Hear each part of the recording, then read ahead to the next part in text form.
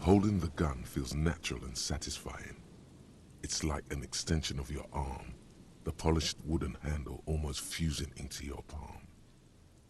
It reminds you of the day you first held it, with fear and respect, hoping you don't have to use it in vain. The sun was out in Jamrock. It was so long ago. Sheathe your sidearm, officer. A serious law official, cop by the book, should know to only unholster their service weapon when using it is unavoidable.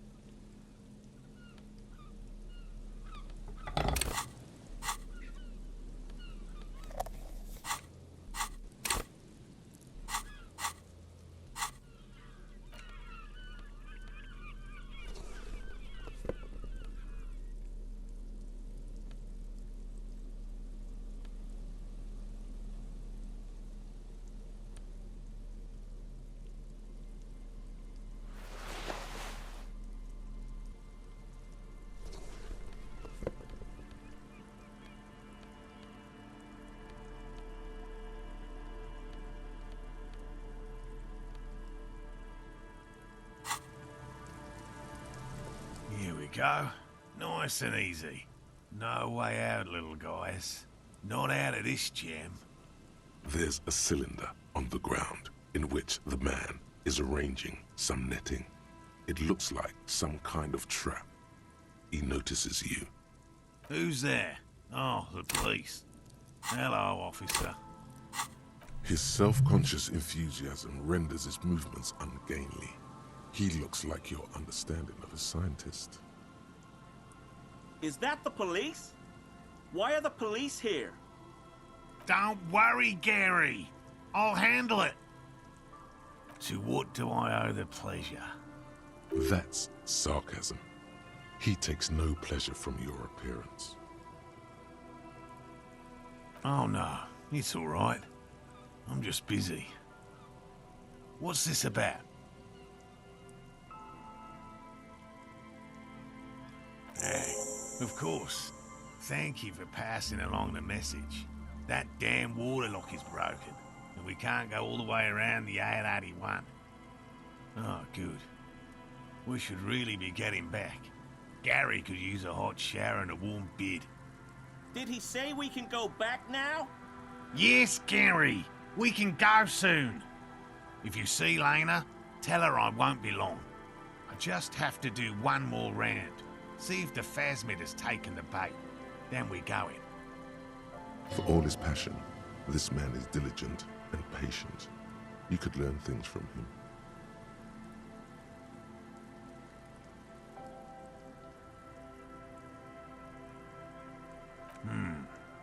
Well, first of all, it's damn difficult to find, which is why we've been knee-deep in the reeds laying traps for it. Good question. Being a phasmid of the order Phantasmodea, a ghost insect, it disguises itself as plant matter. In this case, the reeds. Awful lot of reeds around, aren't there? And I suspect it may have also developed other specialised techniques to protect itself from predators, or scientists in our present case. It's my hypothesis that it has evolved certain electrochemical defences that allow it to interfere with animal perception, impeding pattern recognition, confusing the visual cortex. But I cannot describe how these defences work, much less how they evolve, without studying a live specimen. Yes, it makes perfect sense. You're beginning to suspect there's something paranatural about this phasmid. A ghost insect, he said? These people are looking for a ghost.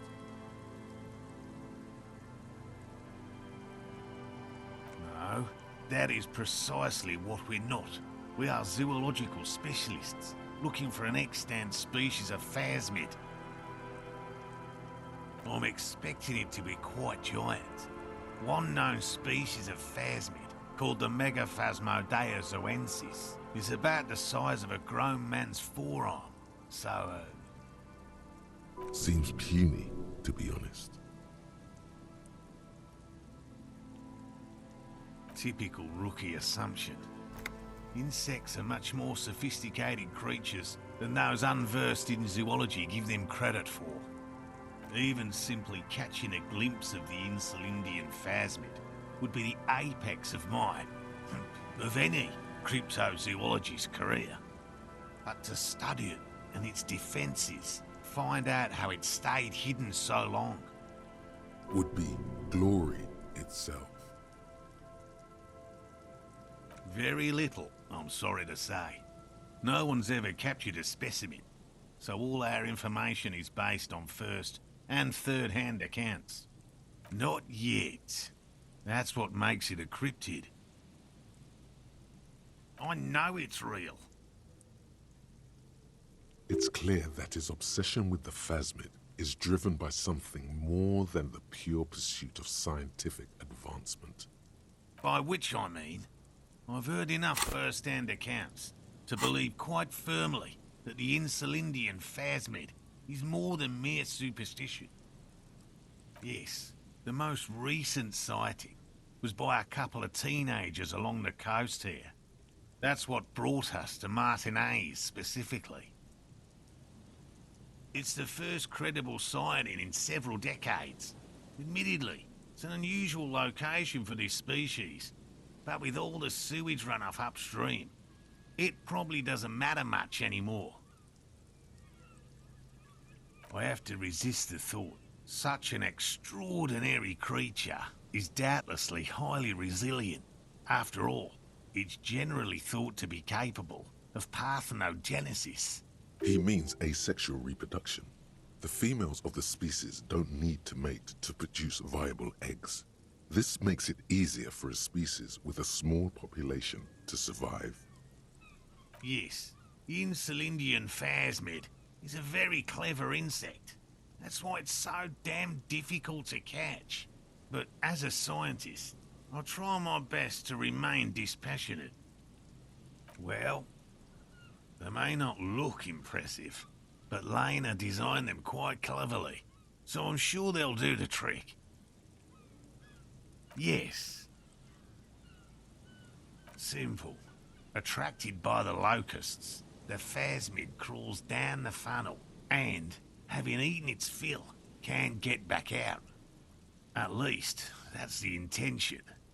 The net isn't a perfect solution, but we didn't want to use anything that might damage the specimen's delicate exoskeleton. Locusts. Nearly all known phasmids are herbivores, of course. But we've hypothesized that the Insulindian phasmid might occasionally prey on other insects. Inside the traps, a number of locusts crawl and tumble over one another in a tiny, chittering swarm. A meat-eating stick insect? Does it pretend to be the reeds as part of its ambush behavior? This seems unlikely. Thank you for your opinion. We have also included plant material in the traps to satiate your skepticism. Not a big fan of skepticism, this one. They'll work, I assure you. The predatory hypothesis, using locusts as bait, accounts for the failure of previous efforts by other teams, which use plants.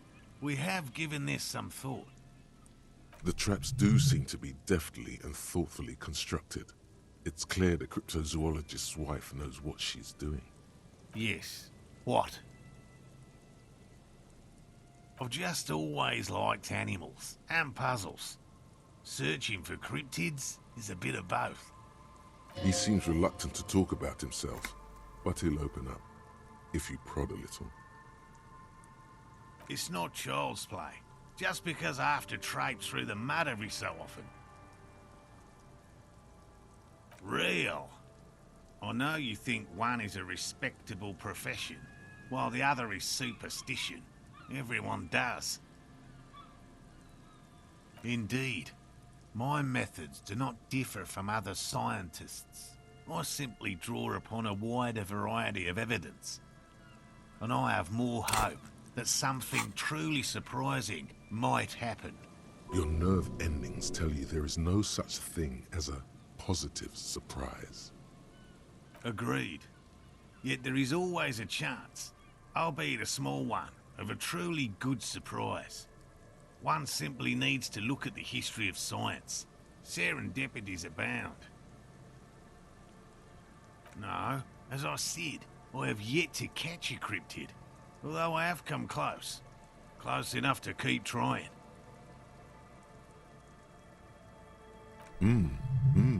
Interesting. Something for later, this close call.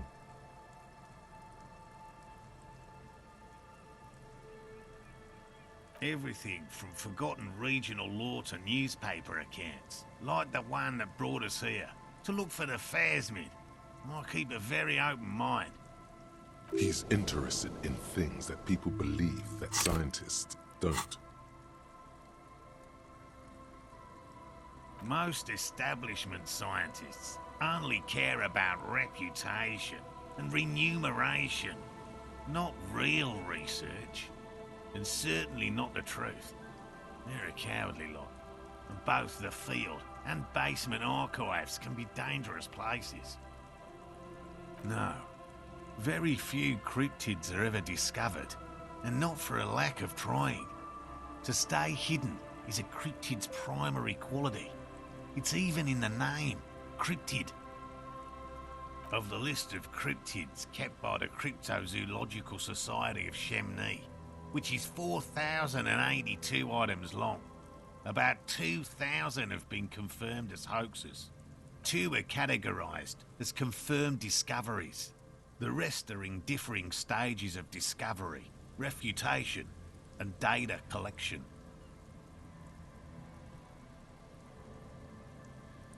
Yes, the Chateau Quan forest pygmy, who turned out to be an extinct species of primate, and a cave salamander from Grad, who is, honestly, quite unremarkable. It's in a zoo somewhere. We cryptozoologists are brutally honest with ourselves, more so even than the public. With cryptids, most cryptids are hoaxes or they are never found. That does not mean we should stop searching. Indeed. If our expedition is successful, every paper in the world will report on it. From Revachol to Dushantu. It will be a zoological miracle. He has clearly done his math on this.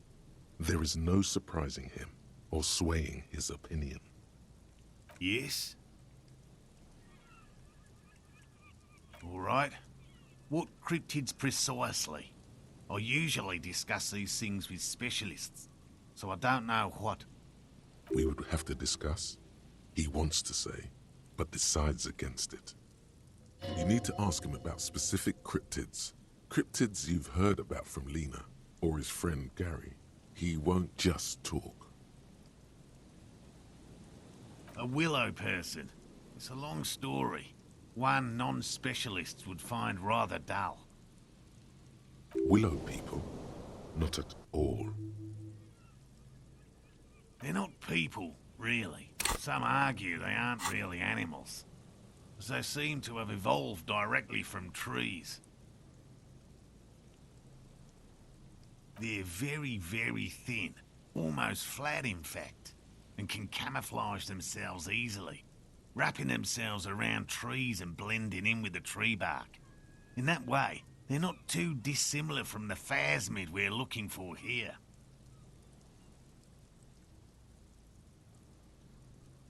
You probably have. Gary and I painted an entire grove's worth of trees in slow-drying paints. It was a bright lavender colour. I was hoping one of the willow people would get paint on it and not be able to camouflage itself. After waiting in hiding for hours, I saw a figure slip from one of the trees, a lavender shadow, dashing through the grove. I chased it with a net. Not very elegant. You can't be elegant in the field. And, well, it was faster than me. I know it sounds like we were snacking on funny mushrooms, but I did see motion and colour. Mine is not a confirmed sighting of a cryptid, however. Much goes into verifying these things, and my account comes short of a few standards. He makes it a real point here to sound falsifiable. I see you've been talking about cryptids with Lena. The kind green ape is one of her favourites. A warm wave passes him.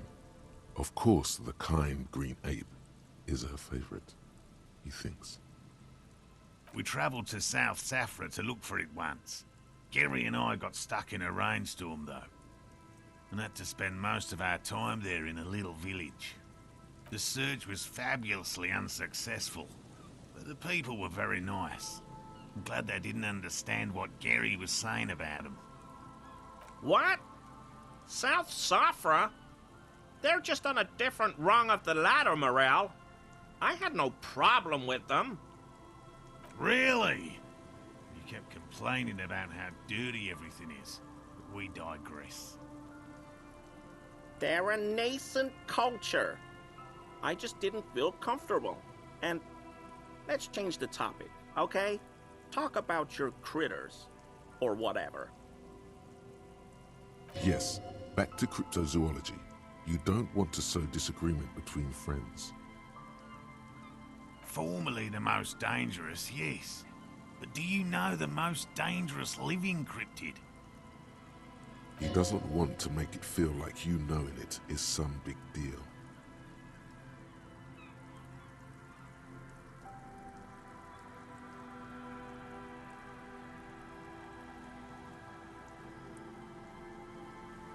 The most dangerous cryptid is a carnivorous ruminant, known colloquially as the dread moose.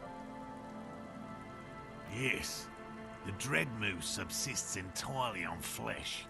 It has even been known to dig up fresh graves in search of sustenance.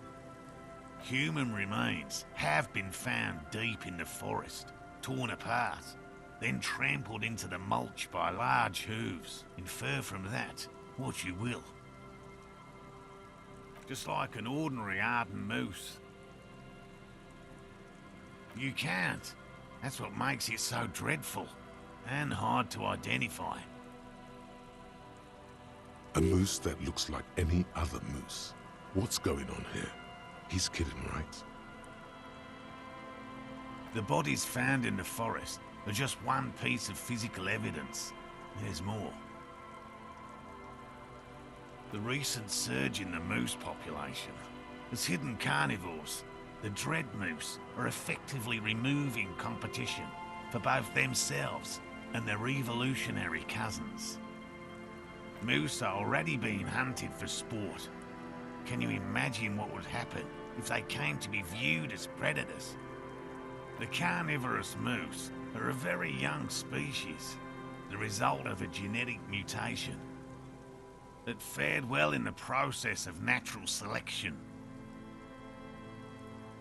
It makes sense that such a majestic animal with natural weapons, antlers, would come to rule the forest.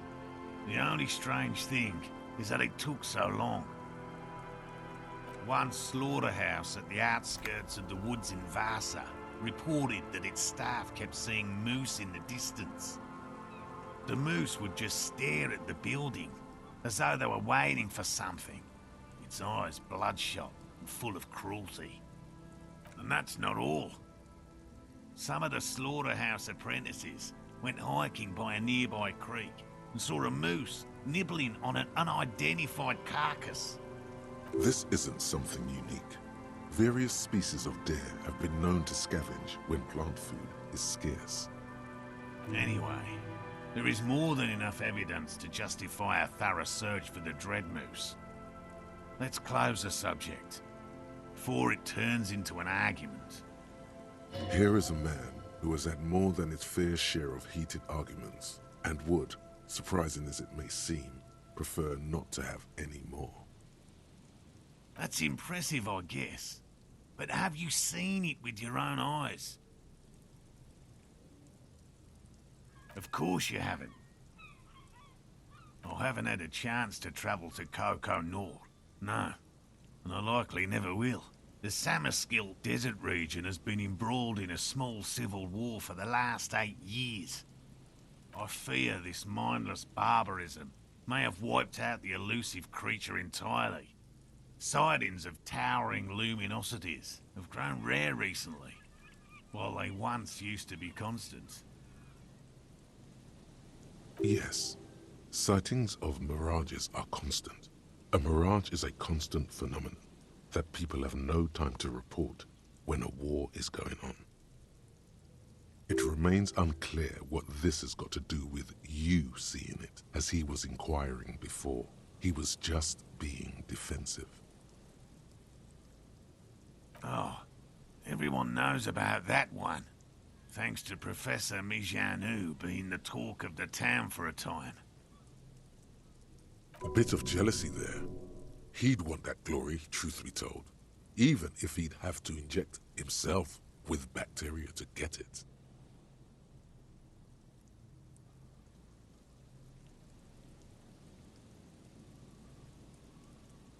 Although, probably because her life ended as a result of her work in Gutler, no one remembers her contributions to the search for the Nong-Ok, a flightless cursor owl found in the Seminine Isles. Its long legs permit the Nong-Ok to run faster than any other avian, perhaps any other animal, who knows. When it's not hunting its prey in this manner, the Ok hangs from tree branches, like a bat, waiting to dive on hapless prey below on the jungle floor. Mijanu liked extreme animals, you see. One of the few figures of the academic establishment I respect. Really a shame she disappeared. Oh, decades ago. In the 30s. I didn't know her personally, of course. The chasm of academic pretension still stood before us, even though she had unusual courage for someone from the other side. No offense, officer, but I'm not much of a pedagogue. I don't know what I would have done if Lena hadn't persuaded me to go back to field research. You should ask her if you want interesting stories. Me? I'm not a people person, unless you haven't noticed. And I don't make a good lecturer. My strength lies in field work and persistence. By all means.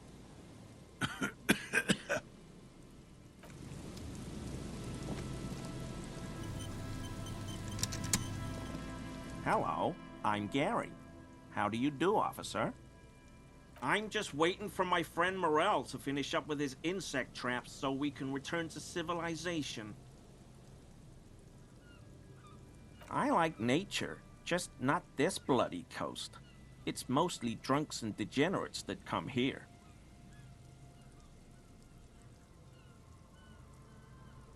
Dark times will do that to good men. Serious question time. This man is no innocent. No one is.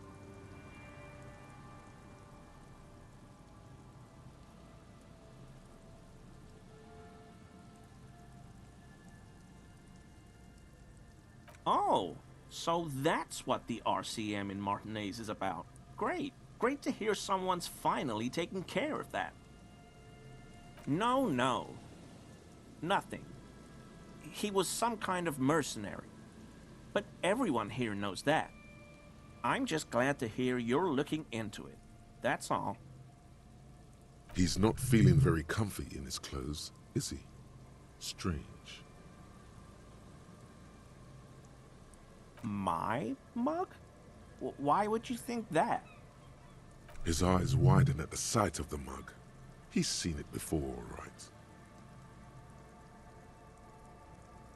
I may have had a similar-looking mug in the past. That's all.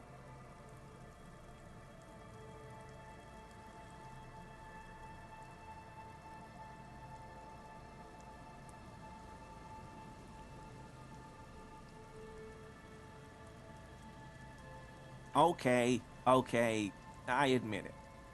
I threw the mug away in the trash container behind the hostel. I know I shouldn't have, and I am very sorry, officer. You're not going to find me, are you? Oh, God. 250? How am I gonna pay that? Okay. I'll work harder. I'll pay it off. I promise. This is a considerable expense to him. 1 month's wage, most likely. It's, in a way, admirable how quickly he composes himself after such a blow. This man digs authority, even when it's bullying him. And I'll never do it again. I don't know what got into me, really. Work has been stressful lately. Damn Koiko's price dumping us out of competition. What did you do, Gary? Nothing. Nothing. Just answering some questions. Helping out the law. Here we go. Start pumping that sweet info. I know a guy who works with the trash collection services, CS Municipal. He gave me a master key for the trash containers of Martinez. So I can use the Whirling's trash compactor to store my own stuff. Garbage disposal is expensive as hell. The damn Hemians run it like a mob. I'm sorry, okay? I thought I could cut costs. I shouldn't have. I shouldn't have disgraced myself. Officer, please, let me explain. It's not like that. I was only cleaning up. I live right across the yard from where he was hanged, and I saw him stripped naked. All the clothes lying around in the yard, smelling. People are animals, you know? Then I came out to clean up the rags because no one else would. I put them into the Whirling's trash, along with a broken mug, admittedly. Okay. I was coming to throw the mug away, and, well, I threw the mug there and the clothes too. As he shifts uncomfortably, a series of clicks, like the clinking of glass beads against one another as they roll across a hardwood floor. You've heard this sound before, but where? What sound? I haven't the slightest. There's lots of weird stuff out here in the reeds, though. Insects, trash. Could be the wind shifting some garbage nearby. The sound you heard was not the sound of something easily abandoned. Armor? No. I mean, yes. Of course. I know he was wearing armor, but I don't know anything about it. There's something going on here. You should observe him more closely after this topic is concluded. I hope I could help your investigation, in my small way. Don't be so relieved yet, Gary. This bad cop may have been in your apartment, admiring your mug collection. Perhaps a little intimidation?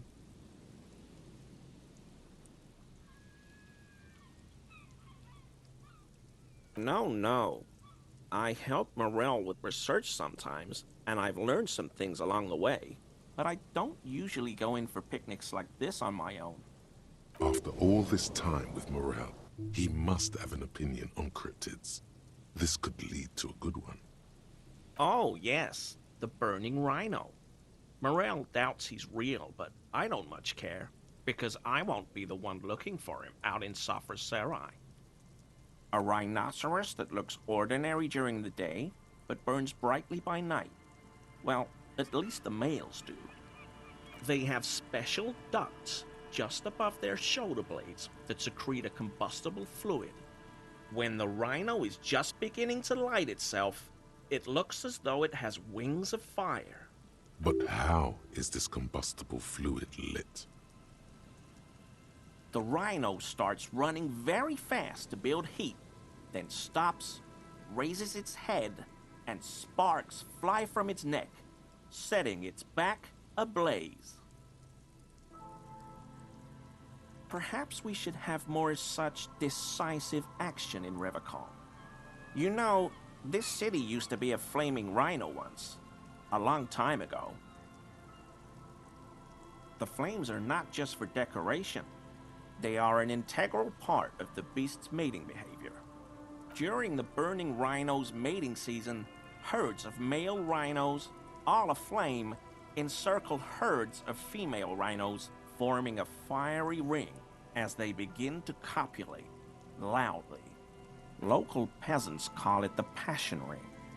They fear the rhinos, as perhaps they should. Anyway. It's clear the burning rhino is dear to him on many levels, some even spiritual. Sure do, officer. His eyes narrow slightly. He's wondering where this is going.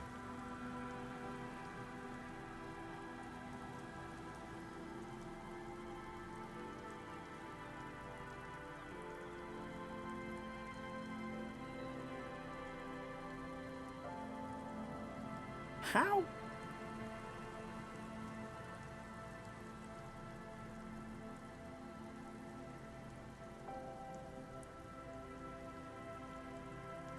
But why were you in my apartment, officer? So you work for Everard Clare? Officer, please tell him we're good. No, tell him I'll make it up to him. What have I done? He'll send the muscle after me. As he lowers his tone, he hunches his back.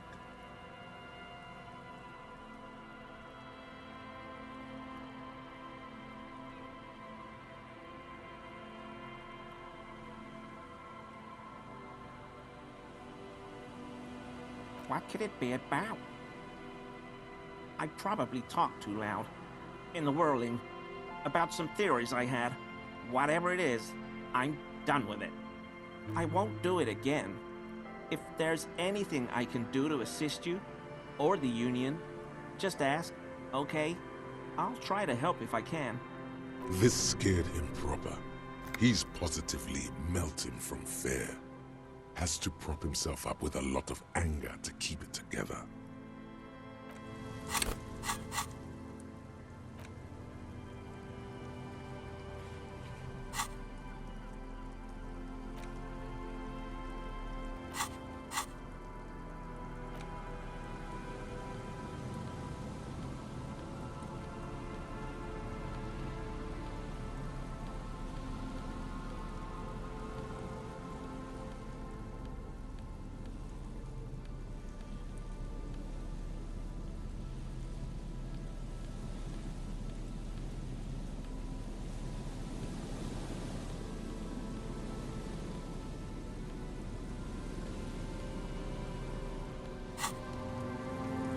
Always a pleasure to see an officer of the law. Is he? He's looking comfortable enough. Maybe it was just beads. Sounded like beads. But what kind of beads might a man like Gary be hiding beneath his clothes? Good one. Yeah. Good one, officer.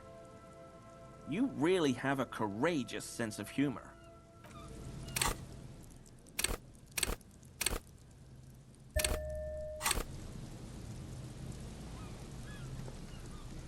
Always a pleasure to see an officer of the law. That shirt looks very uncomfortable on him. Look at the buttons, barely keeping that thing together, as if something is ready to rip out from underneath. No, he's scrawny. Try again. Yes, like a piece of ceramic armor, for example. One that makes a clicking sound when the plates meet each other, resembling pearls or marbles, stolen from the corpse in the yard near where he lives. I knew you'd figure it out, officer. I'm sorry I didn't tell you at once. I was ashamed of what I did. And I didn't want you to know. This shame is surprisingly sincere. Gary, what's going on? Later, Morell. I've got apologizing to do.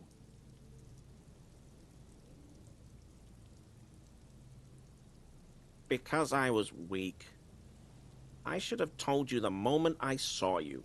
But The hell, Gary? You in trouble? I'll explain later.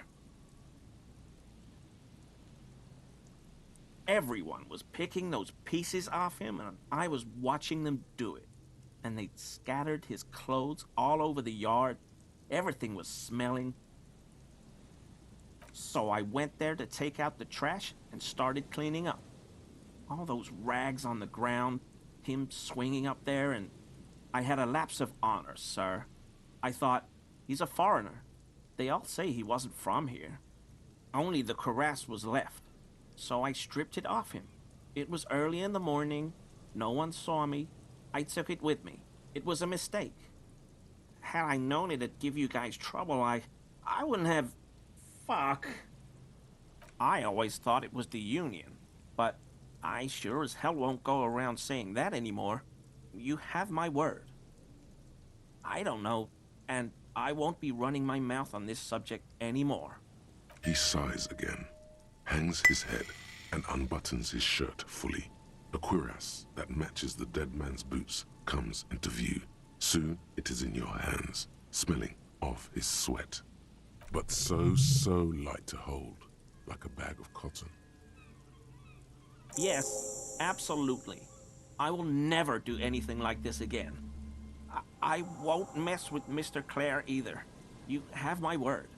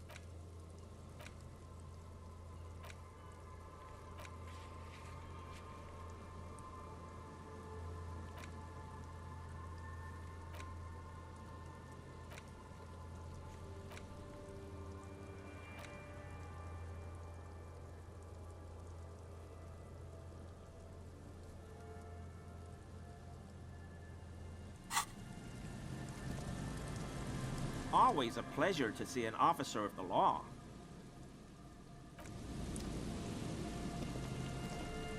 Hello. What can I do for you, officer? Hell no. I had no idea. And I'm still cross with him, to be honest. It's not like him. He's got his quirks, but dishonesty, disloyalty are not one of them. Thanks. He's still glad his friend stood up for him. By woe, man, you mean my wife, I assume? I will return to her. I can't leave before we finish with these traps. My wife understands that just as well as anyone. Come on, Morell. We've been soaking out here for days. It's time to go back. And leave the traps? Absolutely not. I won't let Lena down. Come on, she wants us back. I'm soaked up to my nuts over here. We'll both catch reed crabs if we don't dry out soon. Won't let Lena down? Sounds like the cryptozoologist's wife shares a special connection to the phasmid somehow. Of course it's important to her. She's seen it. A verified sighting. On record. One of only 4 this century, and it's hers. She's seen it? Yes. That's how we first came to know one another, in fact. But that's her story to tell, not mine. Needless to say, you must ask her about the mysterious phasmid. Suffice to say, it's long been our dream to find proof of the Insulindian phasmid together. I can't abandon course now.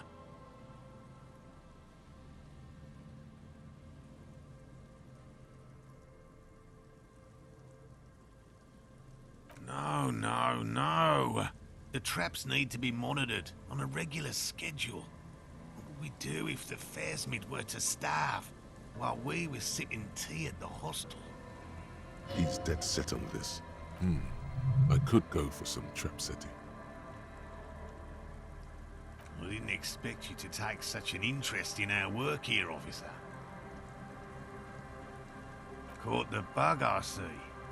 It's easier to get caught up in the search than you'd imagine. There are 4 in total.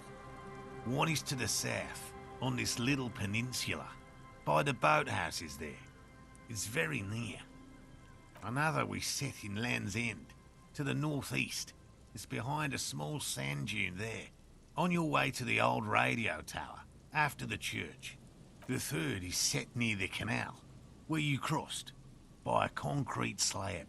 A big thicket of reeds going up the slope, and among them, you should check at least one of those before returning to this one, since I just said it.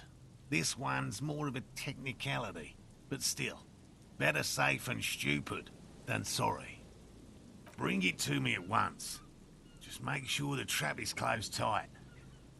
That's highly unlikely, officer, but in the event you do, I'll spray you with a pheromone mixture I developed. It's made of musk and research chemicals. The pheromone should attract the insect to you, or at least prevent it from bolting at the sight of you. It's quite potent. Will last you about a week.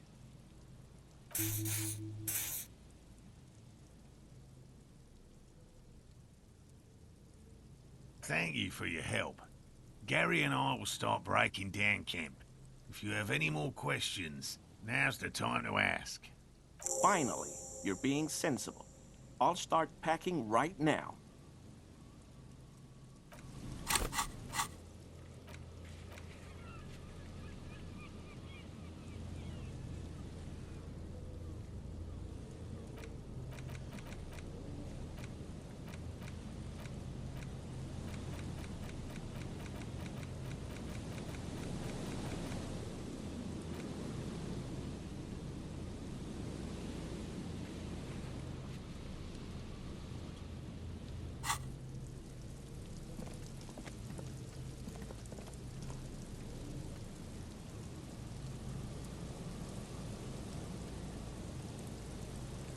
We'll be on our way soon. Thank you again for lending a hand. Hello again. Very generous of you to help us out, officer. I can't wait to get out of here.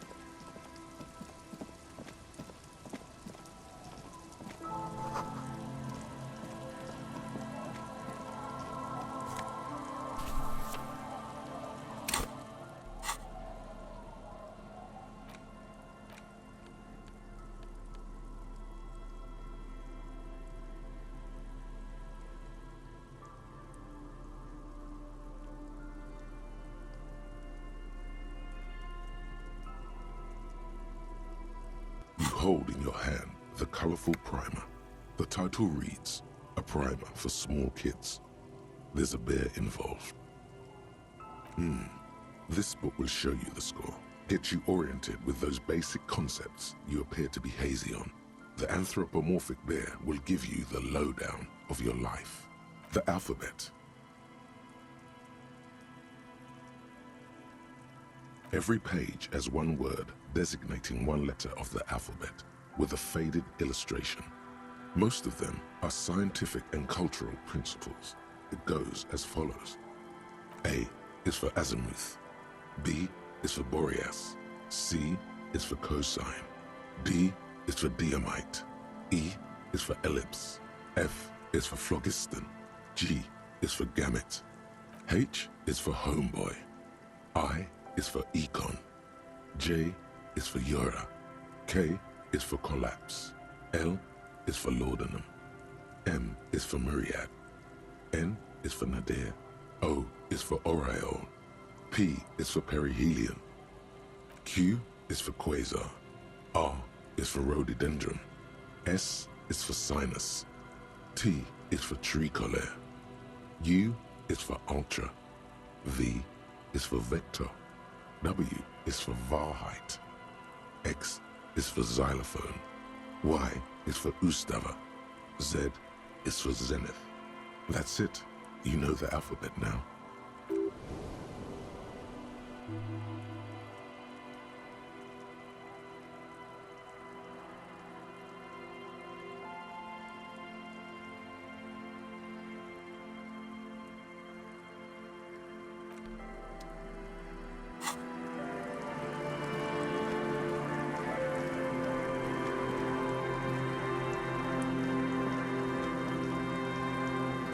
It's getting late, and it's raining. Time to call it a day.